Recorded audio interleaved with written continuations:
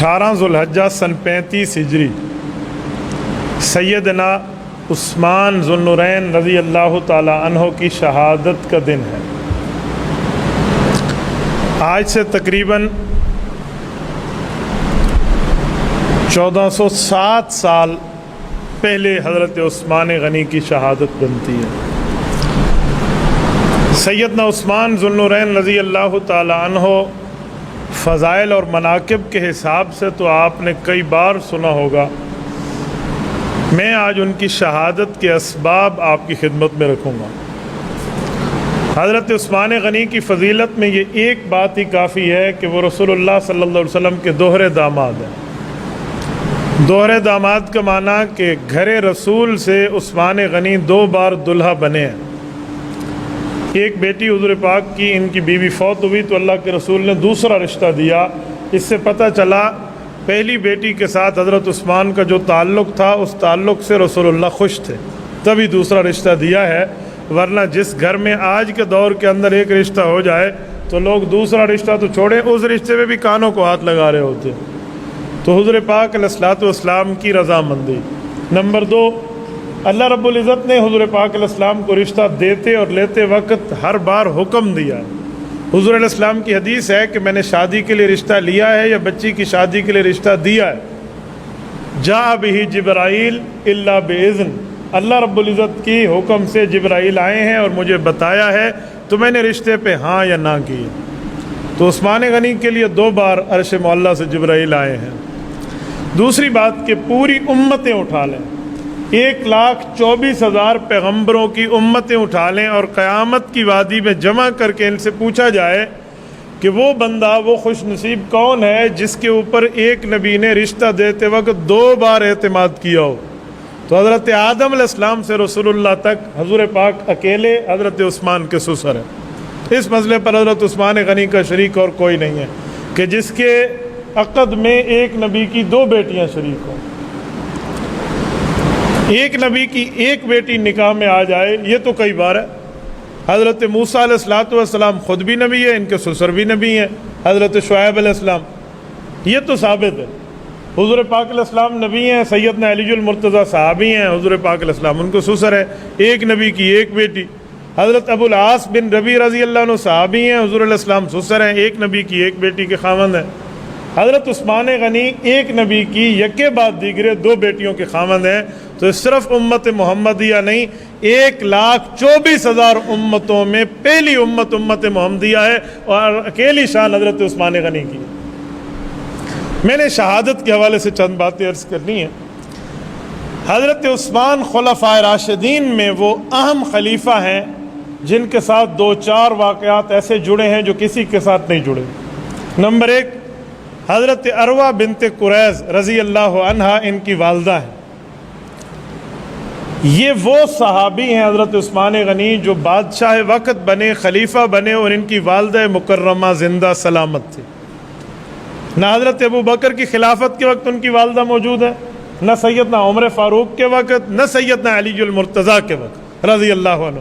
خلافت راشدہ میں پہلے خلیفہ حضرت عثمان ہیں جو ترتیب کے اعتبار سے تیسرے ہیں، لیکن اس فضیلت میں پہلے ہیں کہ ان کی والدہ مکرمہ نے بیٹے کو خلیفہ بنتے دیکھا ہے۔ دوسری بات، عثمان بن عفان رضی اللہ تعالی عنہ نے 12 سال حکمرانی کی ہے۔ خلافت راشدہ میں کسی خلیفہ کا دور 12 سال کی حکمرانی کا نہیں ہے۔ حضرت عثمان ذو النورین رضی اللہ تعالیٰ عنہ کی خلافت کے آخری دنوں میں جو شورشیں برپا ہوئی ہیں نا، جو سازشیں چلی ہیں، وہ 2 قسم کی ہیں۔ نمبر 1 سیاسی، نمبر 2 مذہبی۔ سیاسی سطح پر بھی حضرت عثمان غنی پہ وار ہے اور مذہبی سطح پر بھی حضرت عثمان غنی کی مخالفت ہے۔ سیاسی طور پہ تو وہ حکومتیں ہیں جن کو پایا تخت کو حضرت عثمان غنی نے پاؤں کی ٹھوکر پہ رکھا ہے۔ کسریٰ کی سلطنت کو تو حضرت عمر فاروق نے توڑا تھا، لیکن قیصر کی سلطنت کو حضرت عثمان غنی نے مد مقابل رکھا ہے۔ تو قیصر روم نے سیاسی سطح پہ حضرت عثمان کی مخالفتیں رکھی تھیں، بلکہ در پردہ قتل کی سازشوں میں بھی اسی کا پیسہ کار فرما رہا ہے۔ میں آخر میں باحوالہ آپ کی خدمت میں بات رکھوں گا۔ ایک یہودی تھا اس کو یہودیوں نے استعمال کیا مسلمانوں کے لبادہ میں حضرت عثمان کے خلاف۔ اس یہودی کا نام ہے عبداللہ بن سبا، لیکن یہودیت والا نام ہے اس کا جبلہ۔ جبلہ کہتے ہیں کالے رنگ کے آدمی کو۔ یہودی یہ مسلمان بنا ہے، نام عبداللہ رکھا ہے، ابن سبا اس کی جو ہے نا ولدیت ہے، اور یہ شروع میں بڑا صوفی باصفا اور اللہ اللہ اور لا الہ الا اللہ اور اس طرح کی باتیں اس نے شروع کی۔ لوگوں میں کسی جگہ بیان کے لیے جاتا تو کہتا ہے یار زکوٰۃ دیا کرو، روزے رکھا کرو، ایک دن قبر آنی ہے، آخرت آنی ہے، اوے اللہ اللہ کیا کرو، اللہ سے یہی ترتیب اس کی تھی۔ تو حکمران وقت بھی ان سے خوش ہے، یار اللہ اللہ کر رہا ہے، لوگوں کو اچھی باتیں بتا رہا ہے، اور عوام بھی اس سے خوش ہے کہ یار عبداللہ بن سبا بڑا اچھا آدمی ہے، لوگوں کو تبلیغ کر رہا ہے، نصیحت کر رہا ہے، دین سنا رہا ہے۔ جب اس نے اپنی شخصیت بنا لی نا، اس کے بعد لوگوں میں ایک تقریر کا عنوان اور شروع کر دیا۔ وہ عنوان یہ تھا کہ یار امانت کی دیانت کیا کرو، امانت میں خیانت نہیں۔ تو سارے کہتے ہیں بھئی امانت میں خیانت تو نہیں کرنی چاہیے، امانات کی دیانت ہونی چاہیے، ان تؤدوا الامانات الی اہلھا، قرآن کریم بھی کہتے ہیں امانت میں خیانت جائز نہیں ہے۔ اب یہ نہیں پتا مستقبل میں لوگوں کو کہ اس کی امانت سے مراد کیا ہے اور خیانت سے مراد کیا ہے۔ لوگوں نے تو سمجھا کوئی چیز آپ سے امانت رکھا ہے تو اس کی حفاظت کرو، عوام یہ سمجھتی ہے۔ جب اس سے پوچھا جاتا کہ حضرت آپ کس امانت کی بات کرتے ہیں، تو یہ کہتے ہیں یار بہت بڑی امانتیں ضائع ہوئی ہیں، بس امانتوں پر تھوڑا توجہ دو۔ جب یہ عنوان اس کا شدت پکڑا نا تو لوگ بھی متوجہ ہوئے، اور اس وقت مصر سے نکالا گیا تھا جب یہ، تو اس وقت کے گورنر نے بھی ان کو بلا کے پوچھا کہ کس امانتوں کی بات آپ کر رہے ہیں؟ آپ کہتے ہیں حضور پاک کے دور سے امانتیں ضائع ہوتی ہوئی آ رہی ہیں، کون سی امانت ہے؟ تو اس نے کہا جی دیکھیں رشتہ داری بہت بڑی چیز ہے۔ انہوں نے کہا جی ٹھیک ہے رشتہ داری تو بہت بڑی ہے، لیکن آپ کا مطلب کیا ہے؟ کہ رشتہ داری کا پاس رکھنا چاہیے۔ کہا ہم بھی ذو محرم یہ صلہ رحمی کا پاس رکھتے ہیں، ہمیں بھی سکھایا گیا ہے، آپ کس کی بات کرتے ہیں؟ پہلی دو دفعہ ایک دفعہ تو جب یہ پکڑا گیا ادھر ادھر کر کے بات جسے کہتے ہیں نا مچلکے پر رہائی ہو گئی۔ آخر یہ ایک بار چکر میں اور گرداب میں پھنس گیا، تو اس کو بتانا پڑا کہ میری مراد امانت سے خیانت یہ ہے کہ حضور پاک علیہ الصلوۃ والسلام کی نائب ہونا، نیابت ہونا امانت ہے، اور اس کے مستحق حضرت علی المرتضیٰ ہے۔ حضور پاک علیہ السلام کے بعد یہ خلافت ان کو ملنی تھی، زیادتی ہو گئی ہے۔ تو لوگوں نے اسے کہا کیا جاہلانہ رسم اٹھا رہا ہے، خود حضرت علی المرتضیٰ اس کے دعوے دار نہیں ہے کہ حضور پاک کے بعد مجھے حکومت دو، وہ تو حضرت ابوبکر کے ہاتھ پر بیعت کر چکے تھے، حضرت عمر فاروق کو اپنا امام مان چکے ہیں، حضرت عثمان غنی کے ساتھ ان کا معاملہ یہ ہے، اور تو شاہ سے زیادہ شاہ کا وفادار بن رہا ہے۔ یہ جملہ نہ اہل بیت کہتے ہیں، نہ حضرت علی کہتے ہیں، نہ ان کی اولادیں کہتی ہیں، تجھے زیادہ مسئلہ آ گیا۔ انہوں نے کہا بس میری ایک ذاتی رائے تھی، میرا ایک مشورہ تھا، میں دین کی یوں کر کے یہ پتلی گلی پکڑ لیتا۔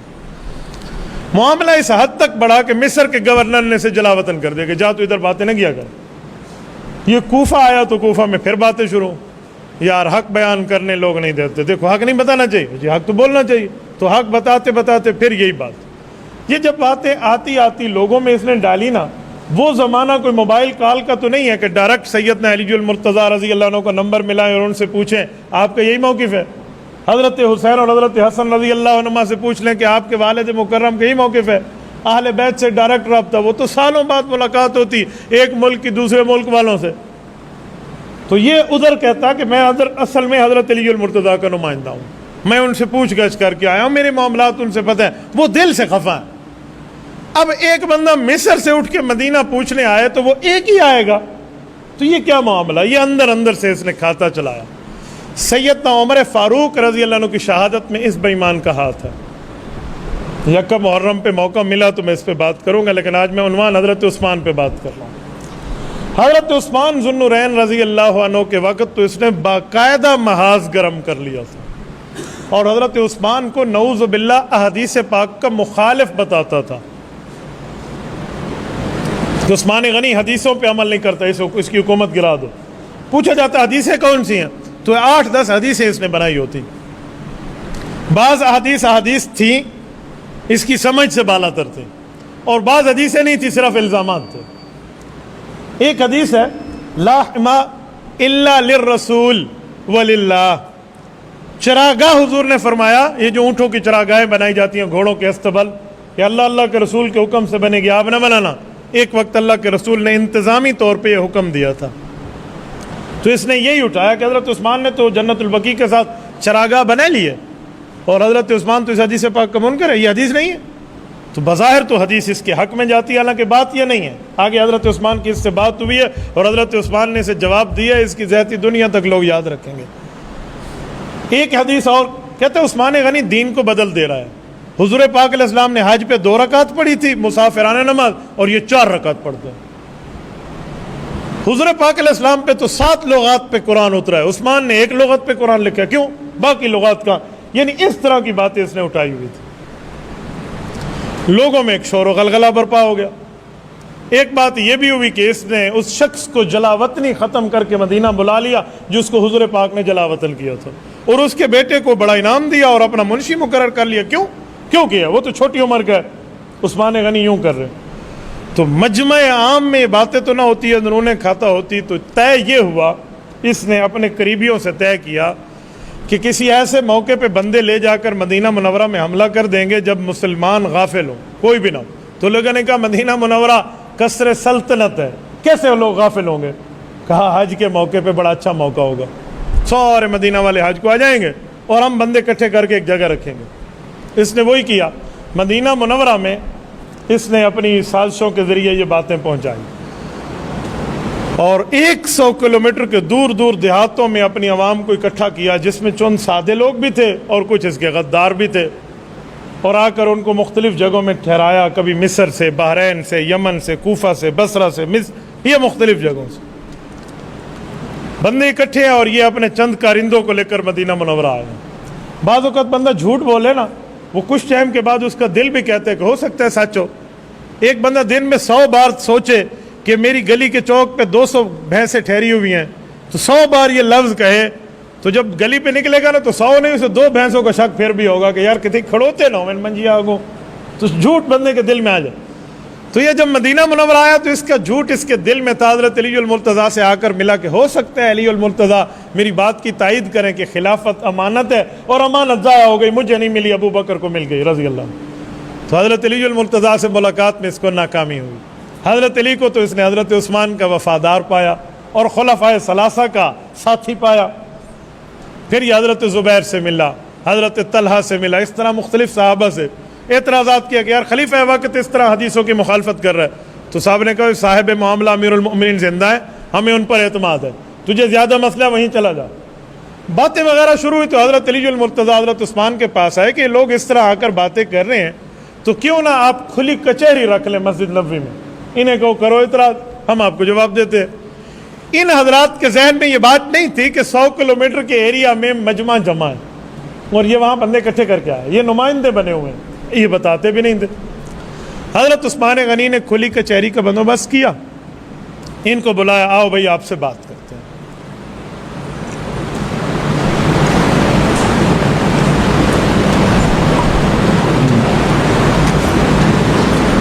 جب کھلی کچہری ہوئی تو اس نے حضرت عثمان سے پہلا سوال یہی کیا کہ آپ نے حدیث کی مخالفت کر دی، حضور نے فرمایا چراگاہ میرے حکم سے بنے گی، آپ نے اب بغیر حکم پیغمبر کے چراگاہ کیوں بنائی اونٹوں کی؟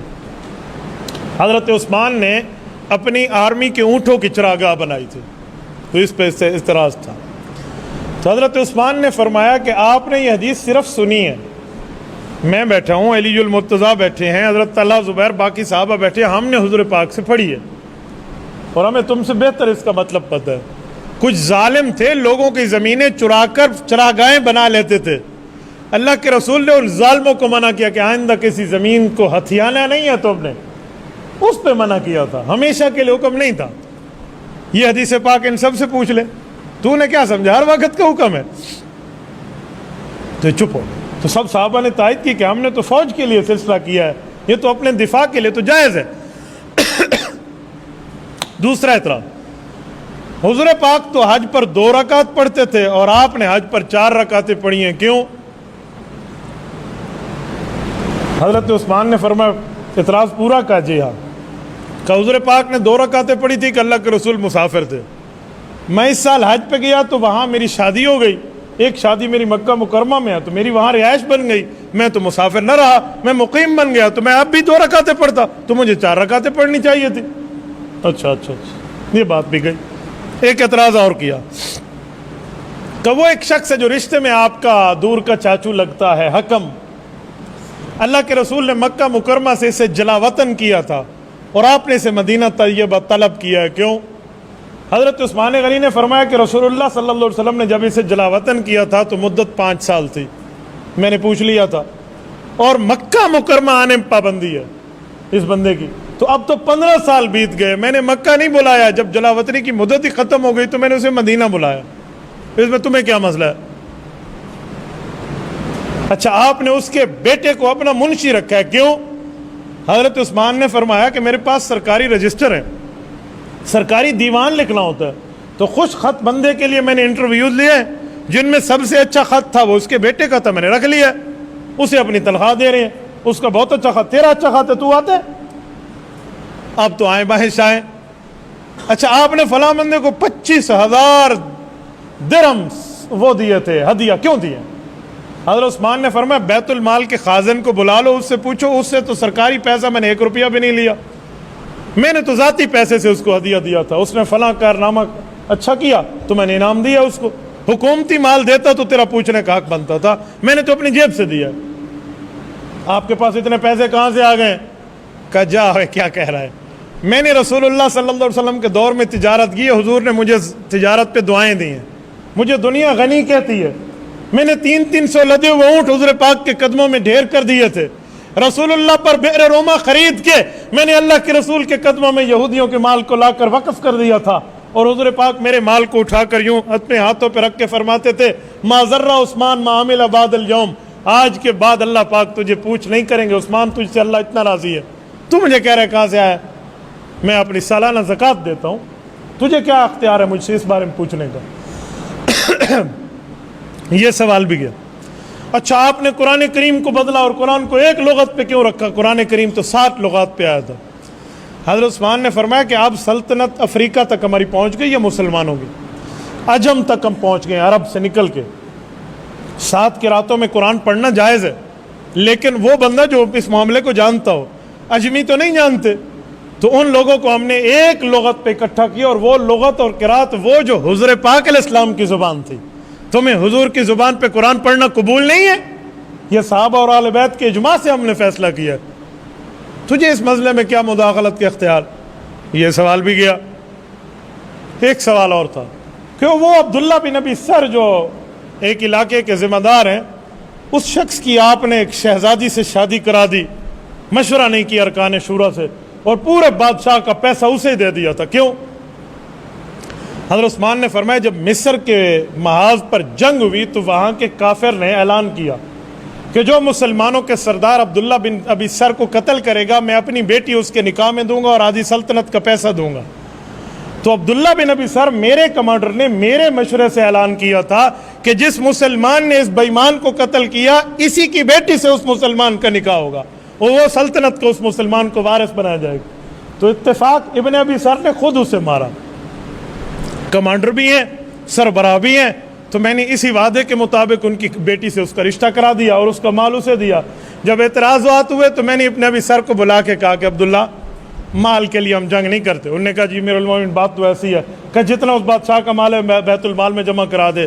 اتنا عرصہ پہلے وہ بیت المال میں جمع کرا گیا، خازن کو بلا، بیت المال کے چوکیدار کو اسے معلومات ہے، اس نے رجسٹر میں درج کیا، اب تجھے اعتراض کیا؟ اس طرح کے جھوٹے موٹے اعتراضات کر کے حضرت عثمان غنی پر یہ وار کرنا چاہ رہا تھا، لیکن اس کی سازش ناکام ہوئی۔ ایک اعتراض آخری کیا کہ ایک بات جاتے جاتے پوچھ لوں کا پوچھ، کہا آپ نے کم عمر نوجوانوں کو بڑے بڑے عہدے دیے ہیں، کیوں؟ بڑے لوگوں کو عہدے کیوں نہیں دیے؟ کہا یار امیر المؤمنین کی ثوابدید ہوتی ہے کہ کون سے محاذ پہ کس بندے کو کس صلاحیت کے طور پہ اتارا جائے، کہ نہیں کم عمر کو کیوں دیا؟ کہ اچھا میں تیرا یہ دماغ بھی درست کرتا ہوں، یہ بتاؤ حضور پاک علیہ السلام نے آخری جہاد کا لشکر ترتیب دیا تھا، اس کا نام کیا تھا؟ کہ جیش اسامہ۔ کہ اس میں شامل کون کون تھے؟ کہ ابو بکر بھی تھے، عمر بھی تھے، عثمان بھی تھے، علی بھی تھے رضی اللہ عنہ، بڑے بڑے صحابہ اس جیش میں موجود تھے، اس لشکر میں تھے، کہ اس لشکری کے سربراہ کا نام کا اسامہ بن زید رضی اللہ عنہ، کہ اس وقت اسامہ کی عمر کتنی تھی؟ کہا جی 17 سال۔ کہا میں پوچھ سکتا ہوں کہ 17 سال کے نوجوان صحابی کی قیادت میں ابو بکر صدیق کو حضور پاک نے دے دیا، حضرت عمر و عثمان و علی ہم سب کو دے دیا، 17 سالہ نوجوان ہماری قیادت کرے گا، یہ حضور پاک نے کیوں کیا؟ کہ حضور پاک بڑے تھے، انہیں معلوم تھا اس مسئلے پر کیا ترتیب رکھنی ہے، کہ اس وقت جانشینی میں اللہ رب العزت نے یہ منصب مجھے دیا ہے، اجماع صحابہ اجماع اہل بیت سے سربراہ مملکت میں ہوں، اب میں نے طے کرنا ہے یا تو نے طے کرنا ہے میں نے کس کو کس جگہ رکھنا ہے؟ ٹھیک ہے جی ناراض نہ ہونا، میں جا رہا ہوں، یہ کہہ کر اٹھا۔ صحابہ کرام اور اہل مدینہ سمجھے کہ معاملہ ٹھنڈا ہو گیا، اس بے ایمان نے ٹھنڈا نہیں ہوا، یہ ظالم کچھ طے کر کے آیا تھا۔ صحابہ کرام میں امن کی ایک آشا پھیل گئی، اور جو لوگ حج پہ جانا چاہ رہے تھے وہ حج پہ نکل گئے، اور سب کو حضرت عثمان نے کہا جائیں جائیں، بالکل سازشیں ختم ہو گئے جو لوگوں میں شور سن رہے تھے۔ کہا اچھا ایک کام تو کر دیں، کیا مصر کا گورنر بدل دیں، وہاں کے کچھ لوگ آئے ہوئے ہیں، نمائندہ لے کر آئے۔ حضرت عثمان غنی رضی اللہ عنہ نے فرمایا جی ٹھیک ہے، گورنر بدل دیا، خط دے دیا، کہا جی یہ فلاں گورنر کو دے دینا، آپ کی تبدیلی ہو گئی۔ اس بے ایمان نے جھوٹی مہر حضرت عثمان کی بنوائی تھی یا چرائی تھی؟ ایک خط اس نے اور لکھا کہ جس گورنر کو حضرت عثمان نے بھیجا ہے نا، اس گورنر کے نام خط لکھا کہ اس بندے کو میں نے دباؤ میں بھیجا ہے، جب یہ آپ کے پاس ہے اسے قتل کر دینا۔ جھوٹا خط حضرت عثمان کی مہر، اور حضرت عثمان غنی کے غلام سے ان کا گھوڑا بھی لے کر اسی پہ بھیجا، تاکہ یہ بات طے کی جائے کہ سواری بھی اسی نے خود دی ہے۔ اور جس کو گورنر بنایا تھا وہ حضرت ابو بکر صدیق کے چھوٹے چھوٹے بیٹے تھے، محمد بن ابی بکر، اور جس کے پاس بھیجا تھا وہ پہلے والے گورنر تھے۔ یہ تو واپس چلے گئے، صحابہ حج پہ چلے گئے، مدینہ میں کل 17-18 مسلمان باقی ہیں، باقی سارے حج پہ ہیں۔ اس نے قافلے والوں کو قریب کرنا شروع کیا، اور انہوں نے بتایا مدینہ میں گئے، عثمان ہماری بات نہیں سنتا، ہم سے تو بات نہیں کرتا، وہ ساری حدیثوں کی مخالفت پہ ڈٹا ہوا ہے۔ اب لوگ بڑے حیران ہیں، کچھ لوگ تو مخلصین تھے، اچھا جائیں گے پتہ کریں گے۔ جب یہ مدینہ منورہ آئے ہیں، اسی اسنا میں خط کو اس نے نکال دیا کہ دیکھو یہ خط ہے، اس نے گورنر کو بھیجا اور اس کے لیے غداری کی کہ اسے مار دینا۔ حضرت عثمان غنی کے سامنے معاملہ پیش ہوا، انہوں نے کہا اللہ واحد شاہد ہے، میں نے تو نہیں لکھا، یا میری مہر چرائی گئی ہے یا میرے غلام، اس کو بلایا گیا تو انہوں نے کہا جی رات ہی رات اس نے مجھے گھوڑا خرید لیا تھا مجھ سے۔ کہا دیکھا خریدا اس نے ہے، اب چور پانڈل آپ پکڑا کھڑوتا ہے۔ جب حضرت عثمان نے صفائی دی اور بات واضح ہوئی نا، تو حضرت علی المرتضیٰ نے مشورہ دیا حضرت عثمان کو کہ باغی یہ ہیں، یہ بدماشی کرنا چاہ رہے ہیں آپ کے خلاف، آپ نے ان کو سمجھایا ہے، آپ نے سب کچھ 2 اور 2 4 کی طرح واضح کر دیا، میرا کہنا اور مشورہ مانے، ان کو پکڑ کے ان کے سر قلم کر دیں کہ باغی ہیں، اور قرآن کریم کہتے ہیں فَقَاتِلُوا الَّتِي تَبْغِي حَتَّى تَفِيَ إِلَىٰ أَمْرِ اللَّهِ، باغی کی سزا ہے۔ حضرت عثمان غنی رضی اللہ عنہ نے فرمایا نہیں، نرمی کرنا سیکھو، ذاتی معاملہ، جھوٹ بول رہے ہیں جانے دیں۔ حضرت امام ابو بکر خلال السنہ میں لکھتے ہیں کہ حضرت علی المرتضیٰ نے حضرت عثمان غنی کے ہاتھ پکڑ کے عرض کیا اور غصے کے لہجے میں کہا امیر المؤمنین میری بات مانے، ان ظالموں کا فتنہ یہاں ختم کر دیں۔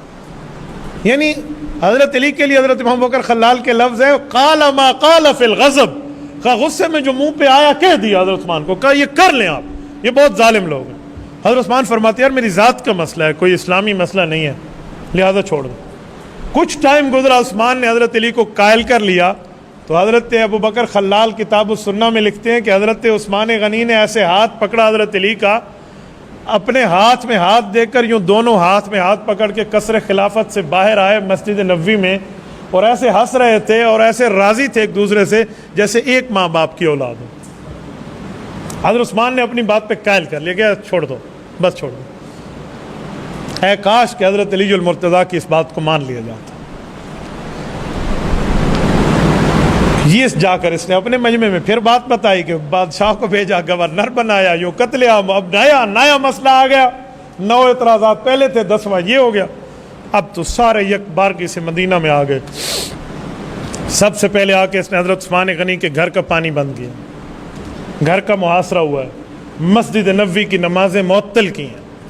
یا یزید کا منحوس دور ہے جس میں مسجد نبوی کی نمازیں معطل ہوئی ہیں، اور یا اس بے ایمان عبداللہ بن سبا کی وجہ سے مسجد نبوی کی نمازیں معطل ہوئی۔ مسجد نبوی میں آ کر ان لوگوں نے کیا سے کیا ہڑبونگ نہیں مچایا۔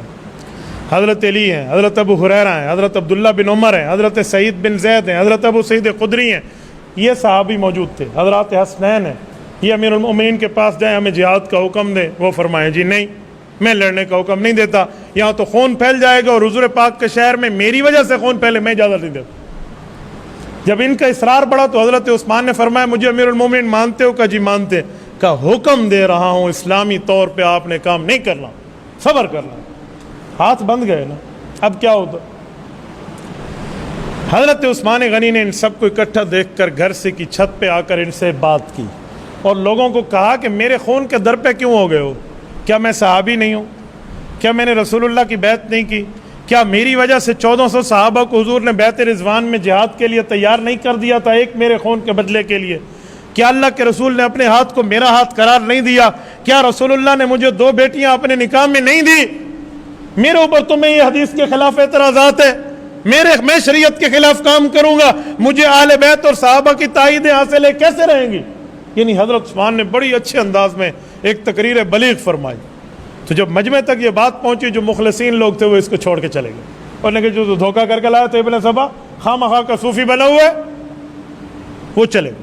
مجمع کم رہ گیا لیکن اس کے ساتھ غدار رہ گئے۔ یہاں پھر لڑائی اور پانی بند اور آنے جانے کے معاملات میں پانی بڑی مشکل حضرت عثمان کے گھر تک جاتا تو یہ مٹکے کو توڑ دیتے۔ البدایہ میں ہے کہ سیدنا علی المرتضیٰ مٹکا لا رہے تھے، ان ظالموں نے توڑا تو حضرت علی المرتضیٰ نے فرمایا کہ میرے ہاتھ حکم کی وجہ سے بندھے ہوئے ہیں، ورنہ یوں کسی کی جرت نہیں تھی کہ میرے ہاتھ سے چیز کھینچ کے لے جائے۔ پگڑی اپنے سر پہ تھی، اتار کر حضرت عثمان غنی کے گھر میں لٹکا کے کہا کہ عثمان میں پانی دینے آیا تھا، اللہ کے دربار میں شکایت نہ لگانا، میں نے اپنا کام پورا کیا ہے، آپ ہی کے حکم کی وجہ سے میرے ہاتھ بند ہیں، ورنہ یہ لوگ ہمارے سامنے کچھ نہیں تھے۔ باتیں آتی گئی، یعنی صحابہ کرام آتے معاملہ۔ حضرت عثمان غنی کا ایک موقف تھا، انہوں نے صحابہ کو بلا کے کہا کہ جو میں لڑنے نہیں دیتا نا، اس میں ایک وجہ ہے۔ کہا مجھے اللہ کے رسول نے ایک بات ارشاد فرمائی تھی، وہ سامنے ہے میرے۔ کہا وہ کیا ہے؟ تو حضور پاک نے فرمایا تھا یا عثمان ان اللہ یکمسک قمیصا فإن أرادك المنافقون أن تخلع فلا تخلع لهم۔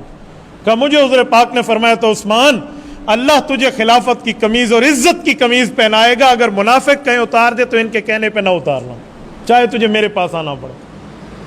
کہ میں روزانہ گھر میں قرآن پاک پڑھ رہا ہوں، ایک ختم روزانہ ہو رہا ہے، پیاس ہے تو کیا ہوئی، قرآن پاک تو چل رہا ہے۔ جب یہ بلوائیوں کا ظلم اور تشدد بڑھا تو حضرت محمد بن ابی بکر جو حضرت ابو بکر کے بیٹے تھے، جن کے لیے وہ قتل کا ڈرامہ رچایا گیا، یہ حضرت عثمان غنی کے گھر میں گئے۔ ان کے ذہن میں تھا کہ حضرت عثمان نے میرے ساتھ اچھا نہیں کیا، میرے بارے میں خط لکھا۔ ان کی پہلے باضابطہ ملاقات نہیں ہوئی تھی تو غصے سے بھرے اندر گئے۔ حضرت عثمان غنی سے گفتگو میں باتوں میں ایسے انگلی اٹھا کر بات کرتے تھے کہ داڑھی مبارک تک انگلی آ جاتی حضرت عثمان کے۔ حضرت عثمان سنتے رہے۔ حضرت عثمان کے سامنے تو بیٹے کی ایک حیثیت تھی۔ آخر میں حضرت عثمان غنی نے ان کے دونوں ہاتھ پکڑے اور کہا بھتیجے ذرا میری آنکھوں میں آنکھیں ڈال اور میری بات سن۔ پھر حضرت عثمان نے انہیں سمجھایا، اللہ کی قسم دے کر کہا کہ میں نے تیری قتل کے بارے میں خط نہیں لکھا، جھوٹ ہے۔ اور پھر گفتگو میں کہا کہ میرے سامنے تو ہاتھ اٹھا کے بات کر رہا ہے، میں تجھے کچھ نہیں کہہ رہا، تو میرا بھتیجا ہے، لیکن ایک بات پوچھو۔ کہا کیا؟ کہا ابو بکر کون ہے؟ کہا میرے امیر المؤمنین ہیں اور تیرے ابو ہیں۔ کہا جی ہاں۔ کہا ابو بکر اگر ادھر بیٹھے ہوتے تیرے والد، تیری جرت ہوتی کہ تم مجھ سے یوں گفتگو کرتا؟ یہ آنکھوں میں آنکھیں ڈال کے حضرت عثمان کہہ رہے ہیں۔ محمد بن ابی بکر رونے لگے، کہا مجھ سے غلطی ہو، مجھے معاف کر دو۔ کہا اچھا اٹھ جا۔ وہ اٹھ کے باہر آئے اور ان لوگوں نے کہا کہ میں تمہاری وجہ سے باتوں میں آیا تھا، میں مطمئن ہو گیا، جو تم میری وجہ سے لڑ رہے تھے نا، چلے جاؤ یہاں سے، ہٹ جاؤ۔ لیکن اب معاملہ سر کے پانی گزرنے والا ہو چکا تھا۔ بہرحال ظالموں کا ظلم بڑا۔ حضرت عثمان غنی نے رات کو خواب دیکھا ہے، حضور پاک علیہ السلام فرما رہے ہیں عثمان اگر روزے سے ہو تو افطاری میرے ساتھ کرنا پسند کریں گے؟ کہا جی یا رسول اللہ۔ صبح اٹھے تو حضرت عثمان نے بیوی حضرت نائلہ کو کہا کہ مجھے پاجامہ پہنا دو۔ ہمیشہ تہبند پہنتے تھے، پاجامہ اس لیے پہنا کہ کہیں قتل میں لڑائی میں کوئی سطر نہ کھل جائے۔ پاجامہ پہنا اور اپنے 20 غلاموں کو بلایا جو خدمت میں تھے، کہا میں تمہیں آزاد کرتا ہوں، گھر جاؤ۔ انہوں نے کہا امیر المومنین آزادی قبول ہے، گھر نہیں جائیں گے، اب حفاظت پہ ٹھہریں گے۔ کہا میں تمہیں آزادی اس شرط پہ کر رہا ہوں، جاؤ گھر یہاں سے۔ بڑے غصے سے انہیں بھیج دیا۔ صحابہ کی اولادیں پیرا داری میں، حضرت عبداللہ بن زبیر ہیں، حضرت حسن اور حسین ہیں، حضرت عبداللہ بن عمر کے بیٹے ہیں، یہ سارے ٹھہرے ہوئے ہیں پیرے میں۔ ان سب کو کہا جاؤ جاؤ میں تمہیں اپنے گھر بھیج رہا ہوں، جاؤ جیسے تمہارے والدین کو بھیجا۔ حضرت حسن آخر میں ٹھہر گئے، جب سارے چلے گئے پیچھے ٹھہرے ہوئے تھے تو امام حسن کو دیکھ کے کہا آپ بھی جائیں، تو انہوں نے ہاتھ میں قرآن کا نسخہ رکھا تھا، کہا چاچو میں اس کی تلاوت کر رہا ہوں ایک کونے میں بیٹھ کے۔ کچھ ٹائم تو حضرت حسن بیٹھے نا، حضرت عثمان سمجھے کہ یہ تلاوت تو کر رہا ہے، دراصل اپنے والد کے کہنے پہ پیرا داری میں ہے، لیکن میری وجہ سے اگر کوئی مسئلہ ہوا، یہ بندے اندر آئے تو لڑائی ہوگی اور مدینہ میں خون بہے گا، حضور کا جو مجھے حکم ہے اس میں کمی بیشی ہو جائے گی۔ کہ حسن بیٹا تمہیں حکم کر رہا ہوں، تو بھی اٹھ اور ابو کے پاس جا۔ البدایہ میں ہے کہ حضرت حسن رضی اللہ عنہ لرزتے ہاتھوں اور برستی آنکھوں کے ساتھ وہاں سے نکلے اور اٹھ کے آ گئے، لیکن یہ مدہوش نہیں تھے جو لوگ گھر گئے نا، یعنی غافل نہیں تھے۔ ان لوگوں نے گھر کو خالی دیکھ کر حملہ کیا۔ یہ 5 آدمی ہیں قاتلین میں، کنانہ بن بشر ہے، سودان ابن حمران ہے، یہ عبد الرحمن عاطفی ہے، خالد بن ملجم ہے اور الموت الاسود ہے۔ یہ 5 ہے قاتل۔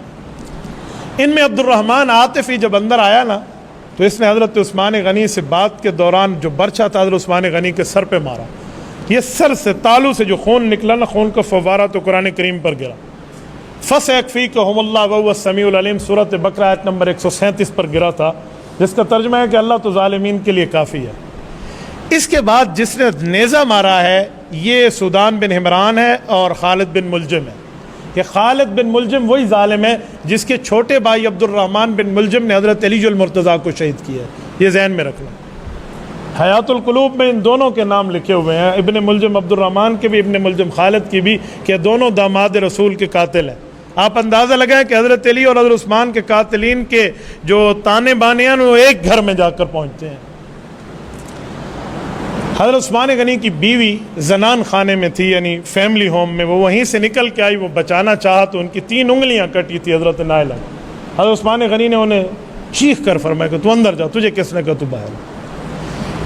ایک ظالم نے حضرت عثمان غنی پہ تلوار چلائی نا تو حضرت عثمان غنی نے بسم اللہ توکلت علی اللہ پڑھا تو موت الاسود ایک قاتل ہے جبلہ، اس کا اصل نام عبداللہ بن سبا ہے، کہتے سے موت الاسود تھے، اس نے حضرت عثمان غنی پر آخری وار کیا جس میں حضرت عثمان غنی شہید ہوئے۔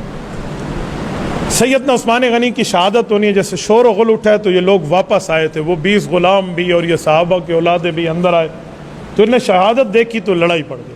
حضرت امام حسن کو اٹھا کر لے جایا گیا تھا کیونکہ وہ اتنے شدید زخمی ہوئے اس لڑائی میں۔ حضرت حسن اور حضرت عثمان کے غلاموں کے ہاتھوں یہ کنانہ بن بشر اور سودان ابن حمران وہیں قتل ہوئے اسی موقع پر، باقی قاتل نکل گئے۔ بہرحال یہ ایک تاریخ کا، ایک 18 ذوالحج سن 35 ہجری کی شہادت کا ایک واقعہ ہے۔ صحابہ کرام جمع ہوئے ہیں، تدفین ہوئی ہے، جنازہ ہوا ہے۔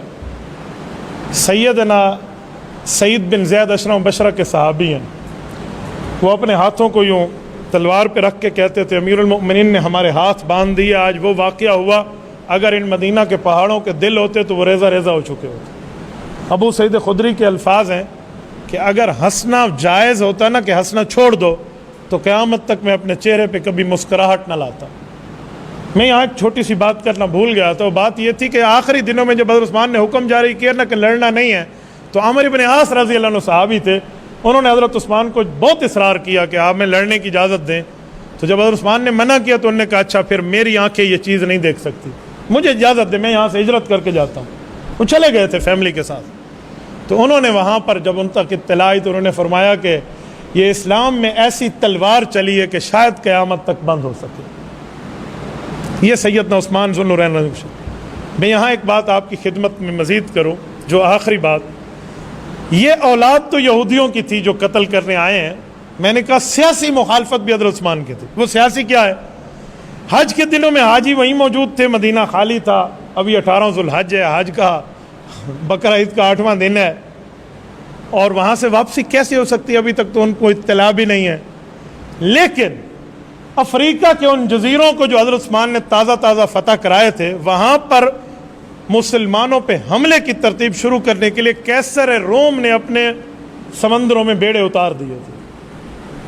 صحابہ کرام تک جب بعد میں مہینوں بعد اس کی اطلاع آئی کہ وہ تو راستے میں سمندری طوفان تھا کہ وہ واپس لوٹ گئے، یہ سوچتے تھے کہ عثمان غنی شہید ہو رہے ہیں ایک دن میں اور اگلے 2-3 دنوں میں وہاں سے حملہ شروع ہو رہا ہے، یہ کافر کو کس نے بتایا کہ امیر المومنین شہید ہوئے؟ صحابہ کرام اس سرچ میں تھے۔ کہ حضرت عامر ابن عاص رضی اللہ عنہ اپنے گورنری کے دور میں ایک افریقی جاسوس پکڑا تھا مصر میں. مصر کا پرانا جو دارالخلافہ ہے نا، وہ قاہرہ نہیں ہے، اسکندریہ ہے. وہاں پر اس کو پکڑ کے پوچھا کہ یار تم لوگوں کو کیسے پتہ چلا تھا؟ تو جاسوس پہلے تو نہیں مانتا تھا، لیکن اس کے ساتھ 2-4 ہاتھ کیے تو اس نے کہا کہ واہ گورنر صاحب، ہمارے پیسے پہ تو سب کچھ ہوا، ہمارا مال بولتا تھا. کہ تمہارا پیسہ کیا؟ کہا ابن سبا کو بنا کر تو ہم ہی نے بھیجا تھا. یہ قیصر روم نے تقریباً 1.5 کروڑ دینار حضرت عثمان کی شہادت کے لیے خرچ کیا تھا. 25 دینار ہوں نا 8 تولہ سونا بنتا ہے. 25 دینار ہوں 8 تولہ سونا، تو 1.5 کروڑ دینار کا اندازہ لگائیں. میں نے آج ضربیں تقسیمیں دی ہیں، کوئی 3 کھرب روپے پاکستانی بنتے ہیں. یہ آج سے 1400 سال پہلے ایک بادشاہ نے، کافر بادشاہ نے حضرت عثمان غنی کو شہید کرنے کے لیے استعمال کیا کہ 12 سال تک حکمرانی میں اس نے کفار کو ناکو چنے چبوا دیے تھے. اور جو رسول اللہ صلی اللہ علیہ وسلم دنیا سے گئے تو 10 لاکھ مربع میل پہ اسلام کا پرچم تھا، تو اس 10 لاکھ کو عثمان غنی نے 44 لاکھ مربع میل تک پھیلا دیا تھا. 44 لاکھ مربع، یعنی کفار جب مقابلے میں مذہبی طور پہ ذلیل ہوئے تو انہیں یہ چوٹ اندرون خانہ ماری. یہ سیدنا عثمان غنی رضی اللہ عنہ کی شہادت کے چند اسباب تھے جو میں نے آپ کی خدمت میں رکھے ہیں. اللہ تعالی ہمیں عثمانی جذبہ عطا فرمائے، ہماری طرف سے حضرت عثمان کو بہترین جزائے خیر عطا فرمائے. اقول قولی ھذا واستغفر اللہ وآخر دعوانا ان الحمد للہ رب العالمین.